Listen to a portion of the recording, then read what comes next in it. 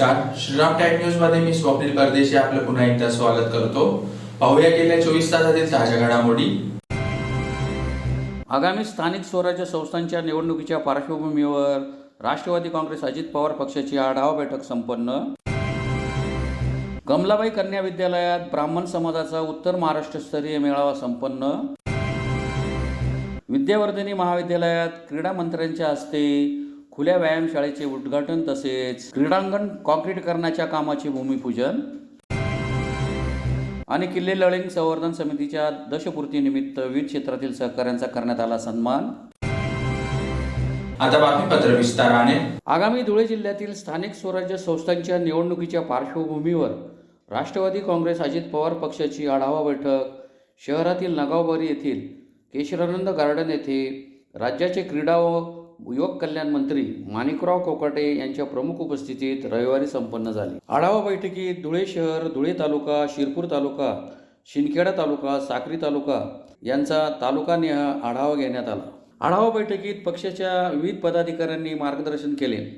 कार्यकर्त्यांनी आपल्या विविध समस्या मांडल्या. क्रीडा मंत्री माणिकराव कोकाटे यांनीही उपस्थितांना मार्गदर्शन केले. या प्रसंगी क्रीडा मंत्री माणिकराव कोकाटे, राष्ट्रवादी युवक काँग्रेस प्रदेशाध्यक्ष सूरज चव्हाण, माजी आमदार फारुख शाह, माजी खासदार DS अहिरे, पक्षप्रवक्ता प्रतिभा शिंदे, जिल्हाध्यक्ष सुरेश सोनवणे, शिंदखेड्याचे माजी आमदार रामकृष्ण पाटील, धुळे तालुक्याचे माजी आमदार प्राध्यापक शरद पाटील, किरण शिंदे, किरण पाटील, धुळे शहर प्रभारी जिल्हाध्यक्ष कैलास चौधरी, वाणी समाजाचे अखिल भारतीय अध्यक्ष सुनील नेरकर, जोसेफ मलबारी, बापू महाजन, रहीम मंसुरी, जिल्हा महिला काँग्रेसचे अध्यक्ष संजीवनी सिसोदे, युवक काँग्रेसचे अध्यक्ष सुमित पवार, प्रदेश युवक काँग्रेसचे सारांश भावसार, अल्पसंख्याक जिल्हाध्यक्ष नजीम दादा यांच्यासह राष्ट्रवादी काँग्रेस अजित पवार पक्षाचे पदाधिकारी व कार्यकर्ते मोठ्या संख्येने उपस्थित होते.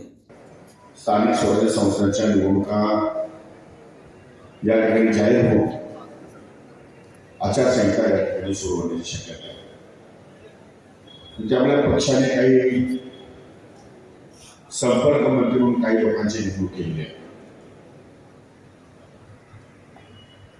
उत्तर महाराष्ट्रासाठी प्रामुख्याने धुळे, जळगाव, नंदुरबार आणि नाशिक यासाठी माझी संपर्क या ठिकाणी मंत्री म्हणून नेमणूक करण्यात आलेली आहे.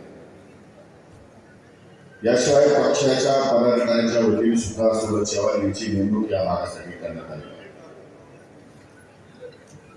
त्यामुळे आपल्या सर्व कार्यकर्त्यांची पूछ करावी, चर्चा करावी, आढावा या ठिकाणी घ्यावा आणि हा संपूर्ण आढावा पक्षाच्या बैठकीमध्ये राष्ट्रीय अध्यक्षांपर्यंत या ठिकाणी कसा पोहोचेल या दृष्टिकोनातून आम्ही सर्वांना आपल्याला या ठिकाणी निमंत्रित केले. सामान्य पदाधिकारी जे आता आहेत, बरेचसे पदाधिकारी अजून आपले नेमायचे आहेत, पण जे पदाधिकारी आहेत त्यांना निरोप पाठवून ही बैठक या ठिकाणी आपण आयोजित केलेली आहे.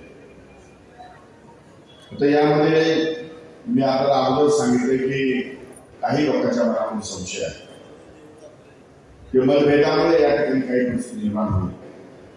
पण मी आपल्याला सांगू इच्छितो, या व्यासपीठामध्ये, या सभागृहामध्ये माझं कुणीही जवळचं नाही.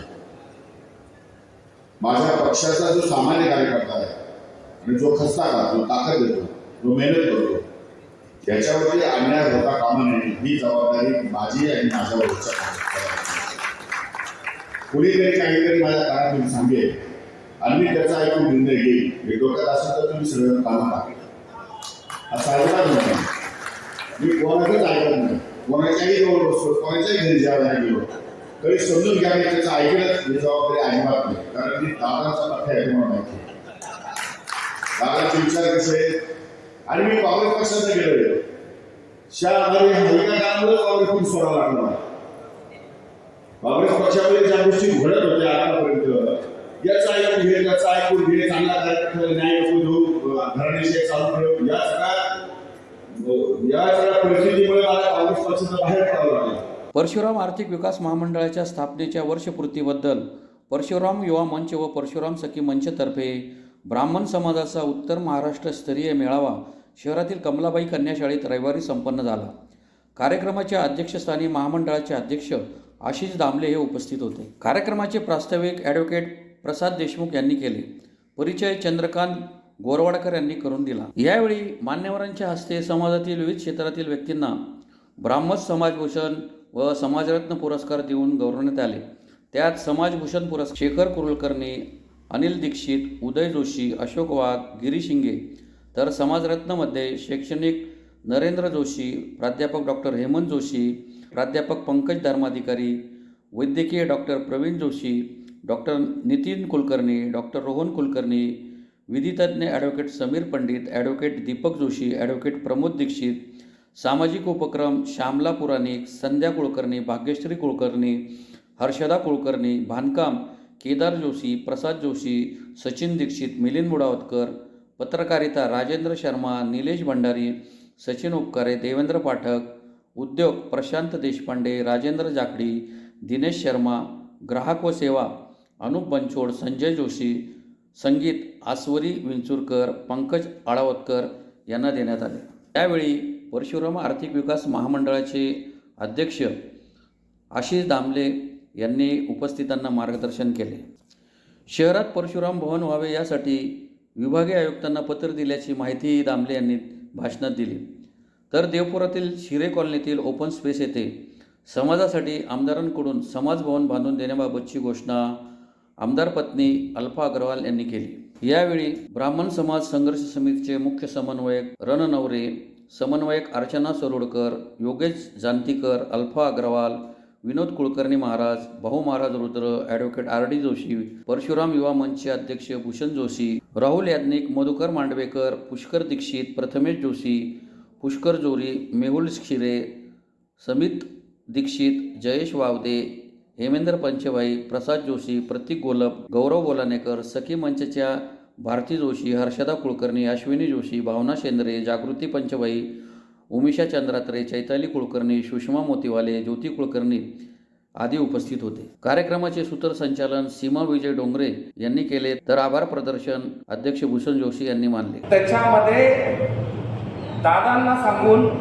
राज्याची जी बँकिंग कमिटी आहे त्या सगळ्या बँकर्स कमिटीला सांगून एक परशुराम आर्थिक विकास महामंडळाची एवढी प्रकरणं ही वर्षभरात झालीच पाहिजे अशा पद्धतीचं टार्गेट हे देण्याचं काम आपण केलं पाहिजे. कारण की अनेक महामंडळात आपण पाहिलं की बँका या हलगर्जीपणा करत असतात. हे कागद घेऊन या, ते कागद घेऊन या, हे इथे अपूर्ण आहे, हे बरोबर नाही आहे तुमचं. असं कुठेही माझ्या समाज बांधवांना किती त्रास होता कामा नये. जर बँकांना टार्गेट दिलं गेलं तर एखाद्याने ज्या वेळेस इन्क्वायरी केली तर बँकाच त्यांच्या मागे धावत येतात. अशा पद्धतीचं काम हे झालं पाहिजे. सध्या जेवढ्या बँकांची आपण चर्चा केली त्या सगळ्यांना आपण आवर्जून सांगितलेलं आहे की परशुराम आर्थिक विकास महामंडळाकडनं आलेली फाईल ही तातडीने त्या ठिकाणी तुम्ही क्लिअर केली पाहिजे.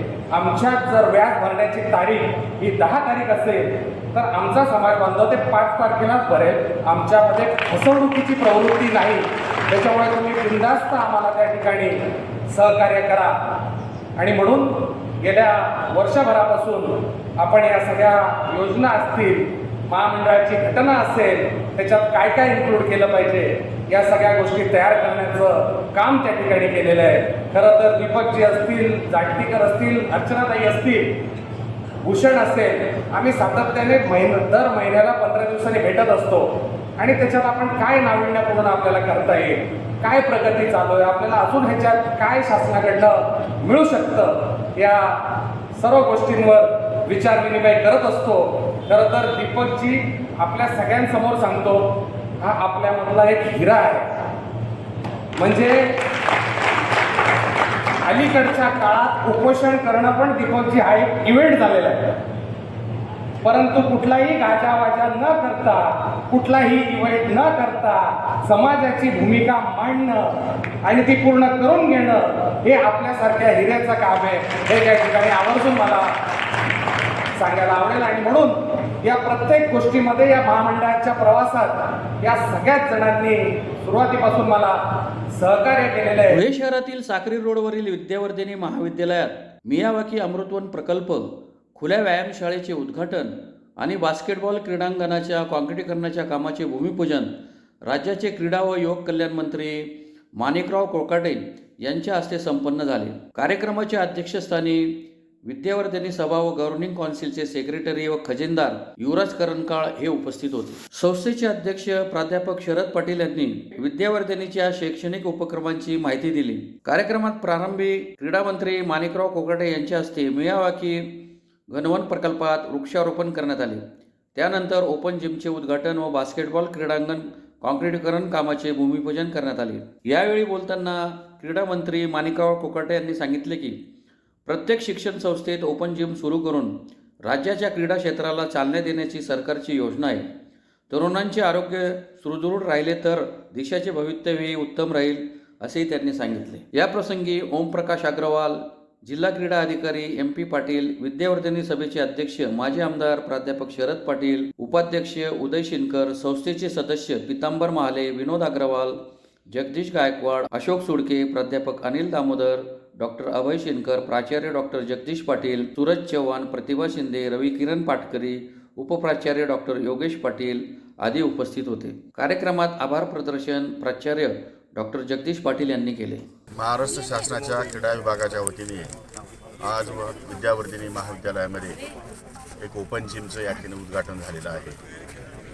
आणि ओपन जिम देत असताना आत्तापर्यंत महाराष्ट्रामध्ये गावखेड्यामध्ये किंवा गल्लीबोळामध्ये या ठिकाणी ओपन जिम दिल्या गेलेल्या आहेत. त्याचा फारसा उपयोग होताना दिसत नाही. या पुढच्या काळामध्ये महाविद्यालयामध्ये आणि जिल्हा परिषद शाळांमध्ये त्याचं इन्स्टॉलेशन करण्यात येईल, जेणेकरून त्याचा उपयोग विद्यार्थी घेऊ शकतील, आमचे विद्यार्थी बंधू भगिनी. आणि त्या दृष्टिकोनातून कॉम्पिटिशनमध्ये भाग घेता येईल, हेल्थ पण मेंटेन करता येईल आणि खेळाचा जो 1 तास असतो तो 1 तास त्यामध्ये ते एंटरटेन व्यवस्थित चांगल्या प्रकारे करू शकतील अशी शासनाची या ठिकाणी धारणा आहे. आणि म्हणून त्या दृष्टिकोनातून आजचं हे उद्घाटन या ठिकाणी ठेवलेलं होतं. आमचे सर्व राष्ट्रवादी काँग्रेसच्या सर्व पदाधिकाऱ्यांचा आग्रह होता की एक या ठिकाणी उद्घाटन करावं. काँक्रीटीकरणासाठी त्यांना 7 लाख रुपये दिलेले आहेत आणि त्यांनी हॉलसाठी पण या ठिकाणी निधी मागितलेला आहे. त्या संदर्भात शासन सकारात्मक विचार करेल.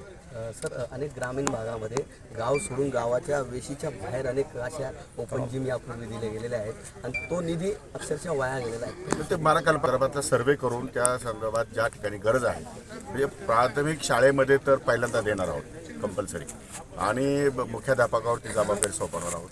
पण इतर ठिकाणी गावातल्या लोकांची मागणी असेल तर त्या दृष्टीने विचार केला जाईल. त्यांनी महासभेच्या प्रांगणामध्ये विद्यावर्धिनी कॉलेजच्या या ठिकाणी महाराष्ट्र राज्याचे क्रीडा व सांस्कृतिक मंत्री आदरणीय कोकाटे साहेब यांच्या हातून ओपन जिमचं उद्घाटन आणि बास्केटबॉल च्या मैदानासाठी त्यांनी निधी दिला. त्याचं भूमिपूजन आणि मियावाकी हा विद्यापीठ आणि महानगरपालिकेचा जो जॉईंट व्हेंचरमध्ये कार्यक्रम आहे त्याचंसुद्धा त्यांनी वृक्षारोपण करून त्याचं उद्घाटन केलं. या ठिकाणी त्यांच्या माध्यमातून 5,000 रोपं आपल्या महाविद्यालयाच्या प्रांगणामध्ये लावणार आहेत. असा सर्व कार्यक्रम व्यवस्थित पार पडला. किल्ले लळिंग संवर्धन समितीला 10 वर्ष पूर्तीनिमित्ताने विविध क्षेत्रातील सहकाऱ्यांचा सन्मानपत्र देऊन सत्कार समारंभाचा कार्यक्रम धुळे शहरातील मराठा सेवा संघाच्या कार्यालयात रविवारी संपन्न झाला. कार्यक्रमाच्या अध्यक्षस्थानी माजी आमदार राजवर्धन कदमबांडे हे उपस्थित होते. कार्यक्रमाच्या सुरुवातीस राजमाता जिजाऊ छत्रपती शिवाजी महाराज यांच्या पुतळ्यास माजी आमदार राजवर्धन कदमबांडे यांच्या हस्ते पुष्पहार अर्पण करून अभिवादन करीत कार्यक्रमास सुरुवात करण्यात आली. जिजाऊ वंदना नूतन पाटील व उर्मिला पाटील यांनी केली. कार्यक्रमाच्या प्रास्ताविकात प्रशांत खेमनार यांनी माहिती देताना किल्ले लळिंग संवर्धन समितीबाबत माहिती दिली. गेल्या 10 वर्षापासून निस्वार्थ पद्धतीने किल्ले लळिंग संवर्धन समितीचे कार्य सुरू आहे. त्यामुळे आज किल्ला मोठ्या दिमागात डौलाने उभा आहे. छत्रपती शिवाजी महाराजांचे कार्य, त्यांच्या गड किल्ल्यांचा इतिहास पिढ्यानपिढ्या जगभर दिसत राहिला पाहिजे. छत्रपतींनी केलेले कार्य आणि त्यांची खरी स्मारके गडकोटांना जाज्वल इतिहास आत्ताच्या काळातील रयतेला कळावा व प्रत्येकामध्ये एक ऊर्जा निर्माण व्हावी व छत्रपती शिवाजी महाराज व त्यांच्या गड किल्ल्यांचा इतिहास सर्वांना माहिती व्हावा या उद्देशाने सदर किल्ले लळिंग संवर्धन समितीची स्थापना करण्यात आली होती. किल्ले लळिंग संवर्धन समितीच्या पदाधिकारी, कार्यकर्ते व इतरांतर्फे 10 वर्षात किल्ल्याचा पूर्ण इतिहास पालटला आहे. यासाठी सहकार्य करणाऱ्या मान्यवरांचा उपस्थित मान्यवरांच्या हस्ते सन्मानपत्र देऊन सत्कार करण्यात आला. या प्रसंगी माजी आमदार राजवर्धन कदम मांडे, स्वराज्य रक्षक कलाकार महेश बेलदार, साहेबराव देसाई, प्राध्यापक सयाजीराव भांबरे, श्रीपाद नांदेडकर, संभाजी ब्रिगेडचे हेमंत भडक, पत्रकार निम्माजी मराठे, पत्रकार कैलास गर्दे, डॉक्टर मोनिका शिंपी यांच्यासह कार्यकारिणी अध्यक्ष संदीप पाटोळे, उपाध्यक्ष राजेंद्र चौधरी, भटू वाघ, प्रशांत खेमनार, बबलू पाटील, कुशाल माळी, कुणाल पवार, दीपक मराठे, महेश बागुल, संदीप परदेशी आदी उपस्थित होते. हा सत्कार आपण आपल्याच घरात राहून आपल्या घरातल्या सदस्यांचा केलेला आहे. तुम्ही कोणी समितीच्या बाहेरचे लोक नाही आहे. कारण किल्ले संवर्धन समिती हे छोटंसं वटवृक्ष जे आज मोठ्या प्रमाणात झालं की त्याचं धुळ्या शहरातल्या कान्याकोपऱ्यातले माझे जे अनेक मित्र असतात माझ्या आयुष्यात लहानपणापासून तर आतापर्यंत झालेले प्रत्येक जण नाव काढत असतात की यार गडिंग किल्ला आम्ही पाहून आलो, आमच्या परिवारासह पाहून आलो, मुलांना घेऊन आलो. तर शहरामध्ये अशी कोणती वास्तू नव्हती की तिथं परिवाराला घेऊन जाता येईल. आता चालू असलेली दिवाळीमध्ये बघा आपण आलो, पाहुणे येतात, कुठे घेऊन जायचं? तर आज मुलांना गडिंग किल्ल्यावर घेऊन जातात. कारण इथं आलेला प्रत्येक व्यक्ती यांनी किल्ल्यावर येऊन कुठं झाड लावलेलं आहे, कोणी झाडासाठी पैसे दिलेले आहे, कोणी स्वच्छता मोहीममध्ये राबलेले आहे, कोणी प्रेरणा दिलेले आहे, स्वतः श्रमदान,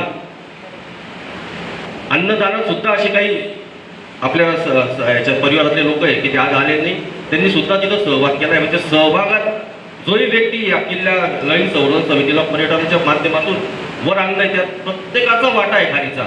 ही समिती ही श्रेष्ठ नाही आहे. या समिती सोबत जेही लोक जॉईन झालेले ते सुद्धा श्रेष्ठ आहे, कारण या समितीवर विश्वास ठेवला आणि ते त्या परिवारातले सदस्य झाले. पुन्हा एकदा पाहूया ठळक घडामोडी. आगामी स्थानिक स्वराज्य संस्थांच्या निवडणुकीच्या पार्श्वभूमीवर राष्ट्रवादी काँग्रेस अजित पवार पक्षाची आढावा बैठक संपन्न. कमलाबाई कन्या विद्यालयात ब्राह्मण समाजाचा उत्तर महाराष्ट्रस्तरीय मेळावा संपन्न. विद्यावर्धिनी महाविद्यालयात क्रीडा मंत्र्यांच्या हस्ते खुल्या व्यायामशाळेचे उद्घाटन तसेच क्रीडांगण काँक्रीटीकरणाच्या कामाचे भूमिपूजन. आणि किल्ले लळिंग संवर्धन समितीच्या दशपूर्तीनिमित्त विविध क्षेत्रातील सहकाऱ्यांचा करण्यात आला सन्मान. याचबरोबर श्रीराम टाइम न्यूजचे बातमीपत्र संपले. दिवसभरातील ताज्या घडामोडींसाठी पाहत राहा श्रीराम टाइम न्यूज. भेटूया पुढील प्रसारणात. तोपर्यंत नमस्कार.